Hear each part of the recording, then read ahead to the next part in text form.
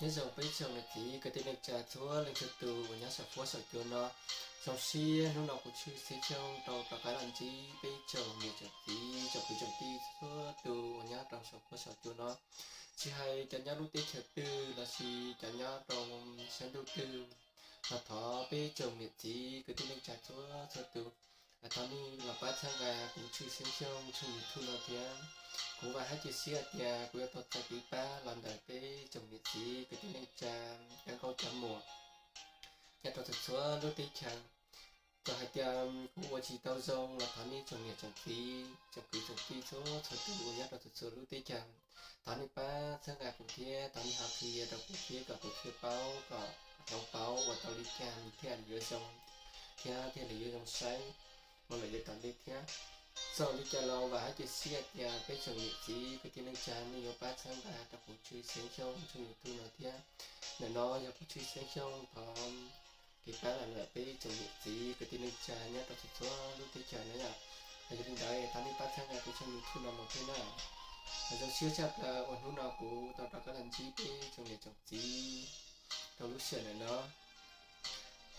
là nó phụ truy sáng trong nhau nhá tôi sẽ đi chơi nhá là ở tại sao nó cũng tốt uống nụ nhá tôi sẽ đi chơi đi phụ này à thì lúc sợ nó thì lúc trong lòng mình cứ ta là lúc trong xíu mình cứ taอยู่tại tua cho nên đã lúc nó cũng nó là một cổng theo bây giờ nhá là bây giờ là một đây là một xí cổng với luôn món nó nhá trong lúc trong ót xíu này gạo ta này nó chơi cho nên đã cũng tháo cho cái trồng nhiều trồng gì trồng cứ trồng đi trồng một cho từ nhá từ từ lúc tiếp theo thằng này là một cổng của theo đó cho nhá là bên với luôn món nó ok trong xe và lúc trong lòng người ta lúc trong xe mình cứ tại tua là nó nhỏ chơi cho nên ta phải lo thì quý lên mà cởi đó nhớ là xứ chơi cho nên ta cũng tháo cho cái ý chồng thì cái tiếng cha tôi cho tụi anh là đặt của cái một cổng cho nhá là cái cổng nói luôn mà cái trong xe tôi giờ toàn tin nó xứ thì linh đã lúc xuyên nó lúc trong lột ta lúc trong chơi tại tu ai cũng có phỏng như là mình trong các ấy chẳng hiện chẳng gì cho cứ tại khi chẳng có trả một số tù nhất là số lúc tí chăng còn lúc trong lòng ta là các cái số tù do tông phải cho cái giá xe tới cái món cái nhau xe nó chi là cái tao có cái kia tại lúc trong lòng mong lúc trong chơi tại tu tao có cái số từ tao phải cho cái giá xe theo ô giả tư là do tao luôn tao lý lúc xe xa do thế xa tao cho nên đã lúc xưa nó một chiếc xe trong người ta bị làm một cổng cho cái sự tu làm thật của chiếc xe trong cái một cổng để nhớ là nắp lông mỏ ở phía trong xe tao lúc xưa là nó cho nên đã của ta chờ đi làm thật của cái một tao lúc xưa nó lúc chúng ta tao biết nó chửi rồi đó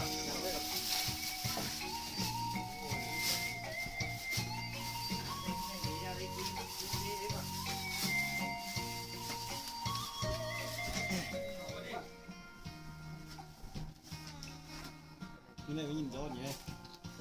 Vĩnh ngẩng mặt lên nào, vào làm nền phải có nền hẳn hoi à? Ngẩng mặt lên ơi. Chú gấp luôn cái rau cho.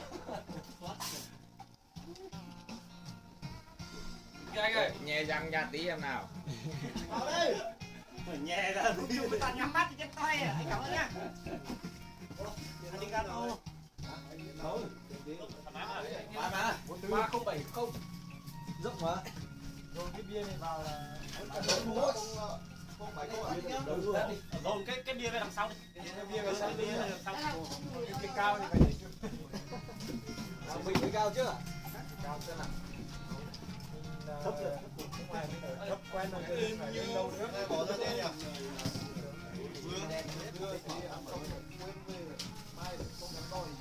còi đấm cho biết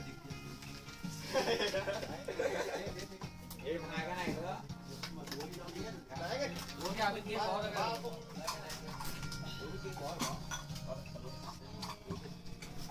Này. đua tăng lên từ lâu nhá. Bắt được.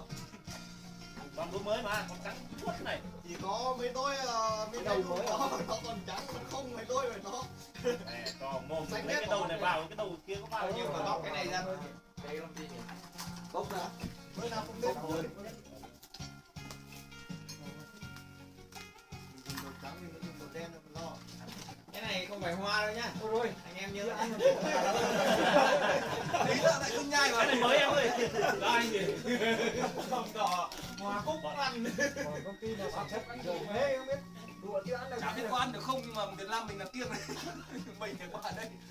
Để cho họ ăn. Ở Việt Nam thì không ăn đâu nhưng sang đây ăn tất. Cúc cũng ăn. Không nhưng mà bên kia trồng mấy cái này lên rồi mua sát vào thế cắt được đâu. Trồng Ôi trời đấy trồng trồng thích cái mình mua cái trồng cái nào mực với Nó cải lắm. nhảy à? mà lâu lâu không được mà. Này nó xì ra hai bên mép. Phải bỏ cái thứ này ngoài Đấy mỗi bên ba đẹp cái này là đây đồ vứt bỏ đấy nha anh em này. Cứ sang đây nhá. Đừng ngại thế, mực vừa nở ra mà nó ăn rồi nhỉ. trước khi mấy sao Mực lớn các con. em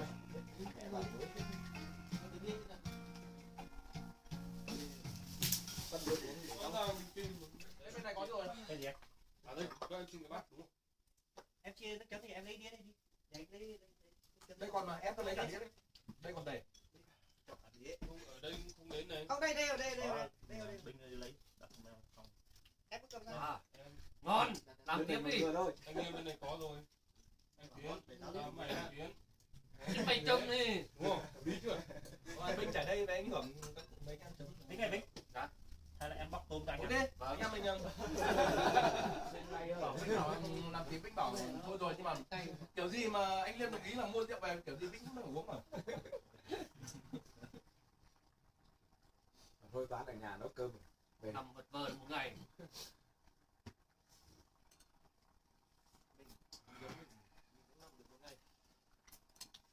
Đi. Bây giờ không ăn được, lúc nào mới ăn.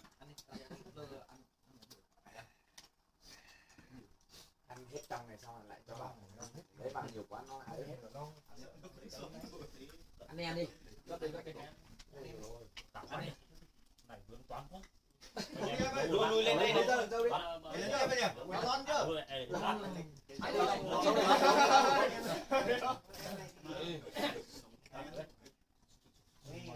Lon này chạm mấy Được lâu. Biết à. Chào mừng em. mấy em biết. Ô hay đấy nhỉ, con hai tiếng này. Không con nó dán rồi. Hai tiếng hậu hoàng luôn Tiếng đi. dài tiếng trẻ. Hậu hoàng luôn. Cái họ luôn nhầm họ luôn mà cái ảnh Đây với là Hoàng Tuân, đây là Hoàng Tiến. cái ảnh với cũng còn giống nhau nữa cơ. Ảnh đại diện đấy. Ná thôi, ảnh này có hình giống rồi.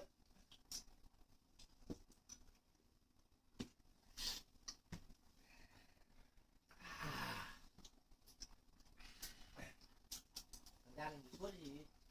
Suốt từ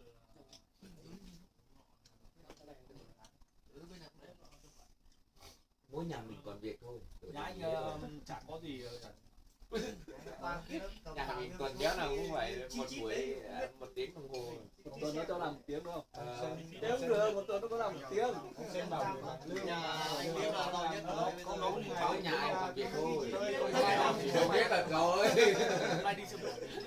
Bảo lương cái gì? nhà anh cứ này tháng trước thì nó được có lương thực thực mặt làm bán hai Mình bậc đấy có chim này. cả ấy Bảo là Anh ăn cà mực không? Em ngâm này, ngâm đi em. Anh bây giờ đổ cái yêu kia vào nhúng ăn lại ngon đấy nhỉ. đi chạy nhau chết đi chạy nhau chết đi là đá qua đá về Bán đi đắng rồi lại tiếp tục đây. một cái nào bốc rồi ông kéo này là lên bắt nhanh thế thì chứ hết lo đâu tại đói đấy Còn bên kia là chưa bắt. Anh em mình hết lon đi nhỉ? cầm bốc Hết hết lon nhá. ai gần hết rồi thì hết mà ai chuẩn bị hết thì hết xong thì Báo cáo hết. Lâu đi. ai mà anh biết miếng Mày có cái gì để đừng lo đâu. Ta hết được thì hết đi. cái gì ra đằng bóng sau anh chứ cứ để ra làm sao ấy Có mấy cái thùng thì ấy hết đây rồi. có container vài cái mấy là em còn trẻ nó khỏe thoải mái dọn rồi 2 lon này được 3 lon ngắn không? không được hai lông ngắn nhà mình ông chủ cho 7 cái con đến nam. Hôm nay cái mực này nó xếp ra được mấy cây em lấy hết luôn mà. Nó xếp được mấy cây là mình lấy hết, nhặt hết luôn. Mẹ hôm nay bọn Nhật là không có mực ăn. Đấy nghe Đường con định lấy cả trên khay của ông đang lấy đi phân quầy hàng thôi luôn lấy luôn. đi đâu nó sao? Cái còn run đấy. Nam. Tao đi mà cốc còn nữa nữa rồi. Chưa đủ nhiều. Khả năng là nó có xe là mình Cho em nước thôi anh ơi. nó Anh đổ bia vào anh ơi. Sau là hai bạn nhà chung Đổ một bia chiều vào ấy nó ngon Đổ đấy. bia vào được mà. Đổ bia vào ngon rồi. bộ siêu thị nó không chở đâu. Lấy lông riêng đổ đừng đổ lông ấy một lần đấy. Anh thấy gài thế chết. Ôi. Đổ bia vào ngon. Qua trường học mình Các mình cũng bóc một lon nó đổ vào thật đấy nhỉ. Bóc lên. Trong sướng kìa. qua Bóc đi bóc một lon đi. qua ga Bên này đầy rồi. hai ga nữa để xuống đi bộ. Cắt tay nhé. Đường mà chả sao đâu, cái này nó không đắng. Bên kia xe là bảo tải nước bên nhiều hơn bên này. Kéo nào cái cá của anh sao con đỏ thế là nó kéo sao nhỉ? Đông lạnh cho tiếp. con cái táo già rồi. Anh ơi, Con này là con táo đỏ. Người nhờ nhá. anh Liêm ơi, đỏ đấy ăn mới ngon à? Tin chứ. Được chơi được. Không cái loài này lươn lèo chưa bay được. Cái này có đỏ tí nào đâu. Loài này chưa còn lươn đấy là chưa muốn bay. Con kia con thằng Kỳ Trung thì cưới mái này. Tại sao bên này nó không đỏ là bên này lại vung, bên đấy không đợi vung? Này đẩy mà. Bên kia đẩy mà. Bên kia có đậy đâu, làm gì có vung một đậy. Chả để ý có. bây giờ thấy thực tế là nó như thế. Tí phải cảm ơn mấy anh em đi chợ nhá. Anh em mình phải cảm ơn anh em. Không, Mới rồi, cho một số. Riêng thôi, Nhưng mà không phải cảm ơn. chưa gặp anh. Đi kiểu gì cũng phải cảm ơn mấy anh. Không, cũng phải cảm ơn người đưa lên mâm chứ. Đúng rồi, tí nữa anh em mình phải cảm ơn lại nhưng mà tức là hôm nay anh em mình cũng có cái Anh em Thôi nói gì nói anh em uống đi. Chỉ có vài nhà thì không đấy. Mày còn dắt cái nhà đi còn nguyên để cái mâm cho bà tao là được. Ôi mấy anh em mình ở nhà cũng uống đấy. đấy, cũng mà. Nó không ném. Bảo lật hơi khó. Minh ơi, cái này Gió to mẹ cực em kỳ mình ở luôn nhà đấy. cùng uống đi. Mẹ em đi chợ uống rồi. Hôm nay là giống hôm nay vậy nhỉ? Mấy anh em ở nhà uống đi thôi, mấy anh em mình đi chợ uống thôi. Ra đường gió nó còn xô ấy. Tí là say đi về không lên nó còn trôi chung nào. Không, đi về nếu mà say lỡ người ta có nhìn mình bảo tải gió. Đi không đúng rồi. Gió to cái này là đúng. Lúc mình về mới là vất này, bởi vì là cái ngược chiều. Và ăn thế này thoải mái trực tiếp như không nó lên rừng mình đang đặt đấy nó cũng lại chiêu gì mà mày gớm ngay cho không anh không biết uống nước chè ở đồn cảnh sát đâu. Em bảo xin cái video cái mình đang đặt đấy nó cũng lại chiêu ở tour. Nếu như mà Anh Liêm hát nó màu đen được vé về nước nhanh lắm em ạ. Ấy nó quay ra mà về đến nhà ông phát trực tiếp bảo Cái chơi quả này nguy hiểm quá nhỉ. cái này ác quá rồi em ơi gớm ngay nhắn tin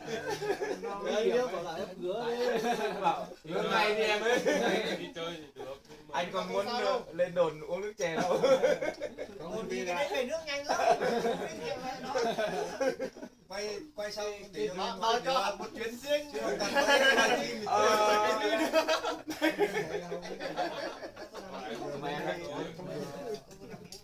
Em biết cho đây anh khác mà ăn mì tôm. Cái luôn. Ăn không đến đấy. Học cả ngày. Còn rất là đây tay đấy. Mà đây em cầm nhầm đấy. Chẳng sao. Anh cảm ơn.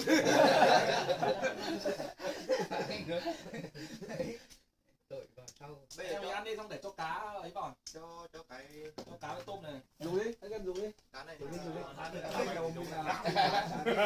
Nhiều khi về hỏi mẹ nó cái đừng phải đâu toán nào. Vì là mình trong cọc phòng ấy nó ấm mày ra ngoài bị gió Nó nó say là sốc nó nữa ngồi sổ trên hồ này. Quay em ăn đi. Quay đâu? em ra ngoài đi đại con loạn tròn bên phòng với người trong phòng vẫn tỉnh táo mày Đấy, anh là không nói người khác biết được lần sau anh còn làm được chứ. Nói đã biết hết thì lần sau anh làm anh được. Hướng ơi làm một bên kia đi một anh phòng bên này Đây Mày chưa biết. vâng Chúc sức khỏe nhé. Quen hết chưa?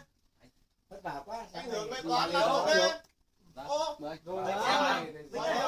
ngoan lắm, nhanh lắm. anh làm cái này Lần sau phải đâu ra đấy.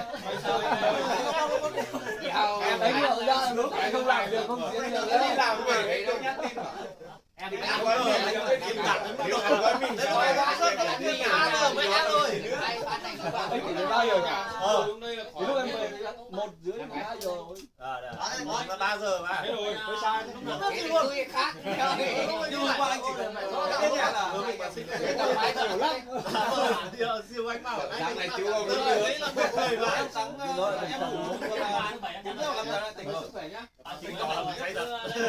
Đấy nhiều nào tối kéo nào không 3 giờ mình lại hai cái ngại quá Em giờ lại cứ ngủ sớm. ngủ sớm được. Tao tưởng cái kia mày còn Uống là vẫn uống được nhưng mà kiểu hơi say như này thì ngủ thì cũng ngủ luôn đấy. đi mông đó là tiếng Anh nhưng mà nó không có đúng rồi. Bắt đi bạn đi. Nó cứ học cũng dễ thôi nhỉ Bác ơi, ăn rồi. mà lên chu kỳ đi thấy. đôi trên Anh nhắn đầy mấy ông đi học tiếng Mông đây nó biết ba tháng theo âm nhưng mà nó không có bây giờ như cán bộ theo âm luôn biết hết luôn mà cán bộ biết hết luôn theo tiếng Mông mà cất tiếng biết hết đi làm cán bộ có khóa 3 tháng có khóa 6 tháng đi làm cán bộ vùng sâu vùng xa là phải học rồi với là thằng Huyền đội là phải ít nhất phải có chứng chỉ tiếng Mông ấy có chờ như thế mình làm cán bộ tuyên truyền mà đi tuyên truyền không biết tiếng là tuyên truyền vứt Nhưng mà điều mà không biết uống à, ôi còn khó lắm. Vào mà không được đi Không biết nó rõ con nào thì nó hết ra được. Bây giờ chả có ai cũng thấy ai rồi. Bộ huyện là trưởng phòng của đây là phải không. Ít tay nhiều cứ chết thế thôi. Không mở nhỉ? Chưa ghi không mở. sợ phải cả rồi Mông á ôi lâu lâu nó hơi bát nhão tí ấy Xem thì còn hơi săn chỉnh thì không biết. Không biết luôn. quả thứ mấy rồi? Trinh ơi. Anh mời hả? chỉ có biết là chờ Mày là dân Tân Mông à? chờ ở Mông mà là nhiều say nữa Anh hỏi về câu là mày Mông đeo trắng luôn mày còn mày mày Mông đeo xanh chưa? giờ này không ai cho hát đâu đừng có đùa Thế chưa đấy ăn cắp cái khác 5% thôi đi. Không cho anh lấy hát bài con cờ về đấy. Mình vất vả một tí mà ở đây thì nếu mà mình mua lại thì nó cũng ấy hơn đúng không? Right. Ông ngồi bắt anh cho vào đây, lúc anh lấy lại. Thì em lấy lại nha. Lùng em lại, ôi nhiều ai đâu. Nhấc lên ăn uống nó cũng đóng. Sợ sao rồi? anh Trường ơi ơi mời anh uống nhỉ hôm nay anh vất vả rồi Vất vả đâu? Anh chả không thì vất vả là anh em nếu vất vả phải hỏi này này. anh vất vả ơi đi anh uống vất chút vả vào anh nhá anh vừa anh sang thăm mà Em mà. anh tên là từ anh là em muốn biết mà tiên đúng không Anh Minh một pha đi. đấy thằng đệ của anh Chẳng mà sang được là anh từ Việt Nam sang đây mỗi thằng này là gọi thằng đệ rồi có gì để anh tiếp anh tâm đi bao nhiêu còn đủ khả năng mới được. Còn hết khả năng thì cũng không tay được anh đâu. Khi nào không đủ khả năng thì cũng bỏ qua thôi. để thôi để không thay được hết rồi em ạ Ai ăn cá đâu này nhiều lắm rồi, nhiều hết rồi. Rồi nhá. Côn bây giờ nó mới bảo lên. chúc khỏe nhá Nó lên đi kê nó.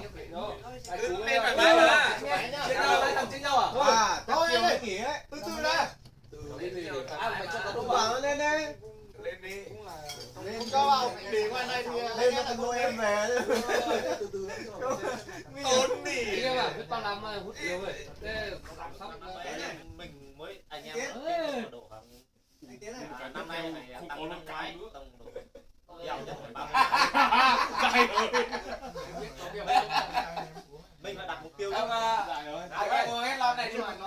Tiến đây, mời em tí. Em còn đây. Mời em Có tí. uống không? Tiêu năm nay thì Em uống hết rồi bây giờ em Bao nhiêu thì bà? Thế thì uống hết nhá. đúng rồi. Ở đây rồi. Anh em bảo. Anh biết rồi. Anh đâu anh mới sao tốt rồi. Bây mình không bắt thế chưa đâu. Đừng lấy. nhưng mà hôm qua chụp chẳng được đâu. Em Vin. Không cần năm nay năm con trâu hả? Nhưng mà năm con trâu về anh em xử là anh em mình có cày như con trâu tao về có tiền con trâu. Nhưng mà Ô con này anh bóc rồi đấy. anh bóc rồi. Anh em đây Thằng sau nhá. cảm ơn ông rồi. Đúng rồi rồi. Xử lý anh em anh bảo mấy anh em ở gần cổng phê được gọi nhau thôi.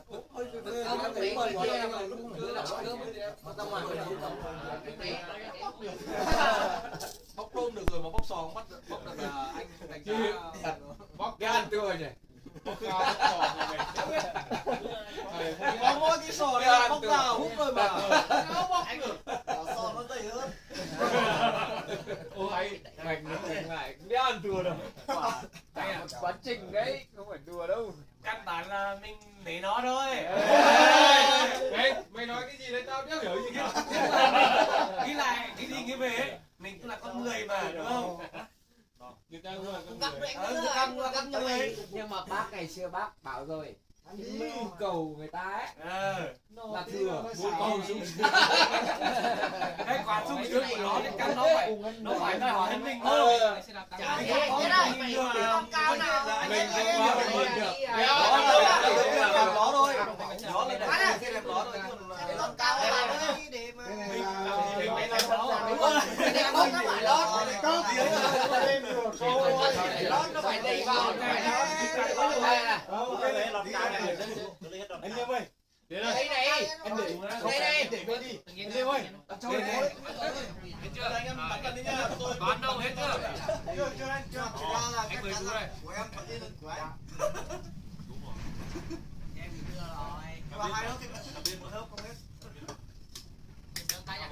3 đến 4 hớp. Em á? Nhưng mà tính lon Nhưng mà uống xong thì mình vẫn chờ một người mà sau đó. tính lon giống nhau mà. Anh chỉ hơn cái lon dư anh ơi anh lại dư lại nhìn à Mày tao cũng dư đấy cơ. Mày đổi tên đi. Hay là bây giờ anh em đổi tên cho mày đi. Nó xanh nhanh thôi. Tao phải xin của tao đấy mày mà đổi nữa. Đấy mày có hiện đâu. bảo này Mày cảm thấy mày may mắn chứ. bạn ơi cái này muốn đổi em phải hỏi bố bạn chứ đừng thấy Đổi cũng có đổi được thôi đấy. nó ra Nó công bằng. Đúng rồi. Em không thì tí lại bảo là anh không có gì. Chết ông sàng vụ đấy luôn. Thôi bên này đồ tắt máy. Ăn súng thì bảy Hàng hốt thì thôi. Mày. Hàng hốt cái mày. Khi là chị nhà. nếu mà chị Covid thì người khác thì hoàn toàn là bỏ mày. bao giờ nhưng mà ngồi gọi lúc nào cũng được em nói lên mày có giờ nhưng mà cô gọi lúc nào cũng được ăn của anh nhiều hơn Ôi nhưng mà mình lúc làm khác này đúng lúc khác luôn nhỉ. Đúng chính xác. Vợ phải gọi để có gì.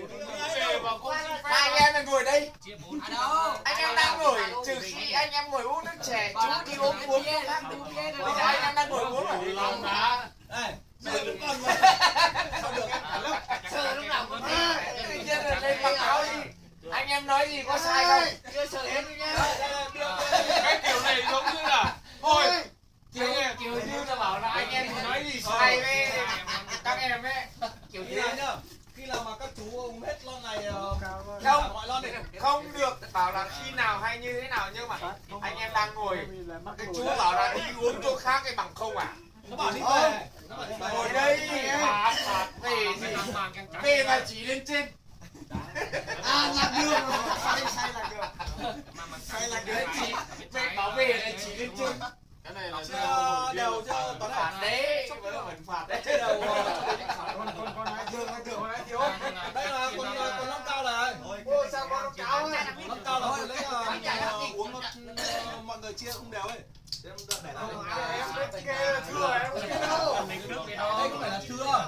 con thưa anh Dũng Bên dư rồi. bên đấy dư là à thôi là cái đinh lại là sách vào đây đúng không? Không, cái này xong rồi. Nó cao rồi. Đây toán sách ba lon trước bảo là đây là dư rồi. Cái đây đặt ở đây. Em bảo nó lạc đường. Em bảo là không tìm được đâu. Anh phải nói thế em. Em bảo nó cao. Ra này của em thì cho vào ba lô đi.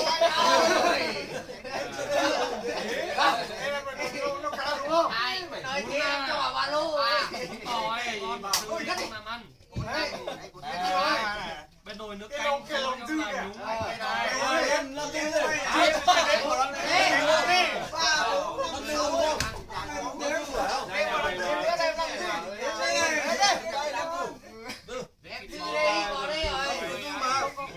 Toán mà bảo lót dư mà. Không, cái lúc đấy là nó dư là cao kia là em chấp nhận rồi. Bây giờ lại cao. Đây anh gọi nó là lon còn thôi. Em thưa cũng lại của em. Đây là lon còn mà. Không là gì lon còn là được. Lối này là không được nhỉ. Lối này không hợp lý. Nhưng mà anh em cái cú đi. Dạ. Bia bên đấy nó vừa có 3 lon đây chuyển đâu rồi? Thì anh nói thế em phải cất đi rồi. Không. Không đi Đấy là mình ngồi nhau thất. Anh Trường bảo có 3 lon thôi. Mà em uống cái lon hơn lon mới thích rồi. Anh lon này lon thứ 6 rồi à? Mở đi. Không, hết mới mở. Đúng rồi, bây giờ hết mở chứ ảnh hưởng đã hết đâu. Dư đã hết đâu. Anh em hết đâu.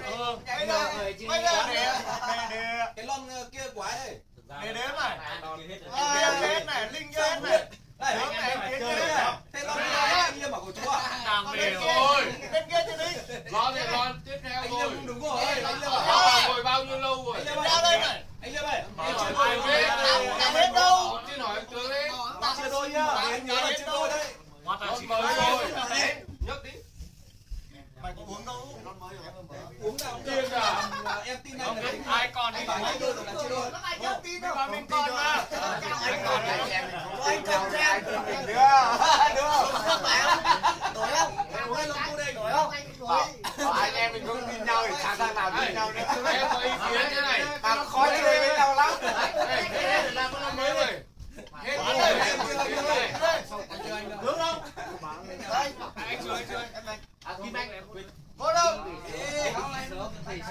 Trường Anh luôn nhá. Thôi nốt cái này anh chỉnh đến đây kia kia. Em không làm trọng tài nữa đâu. Nó đúng trời ơi. Nghe chịu khó phân xử này. Anh Vinh sang đây, anh Liêm sang đây. Đúng 5 giờ mình về. Anh em Làm thế rồi. lần sau lâu. Anh mà với anh Liêm dẫn đây thì có khi uống hết bia cũng là không biết đâu. Linh ơi, Hai thằng đều thằng nói nhủ. bò cán cạnh nhau không chơi không? bò cán Anh Liêm sang đây anh Trường nhá. Không. Không ngồi cạnh thằng Trường luôn. Hai thằng Thì anh có thể anh nói nhủ. Anh sang đây, em sang đây. Chỗ. bây giờ anh Trường chốt cứ đi. ngồi đây đi. Ở đấy mà.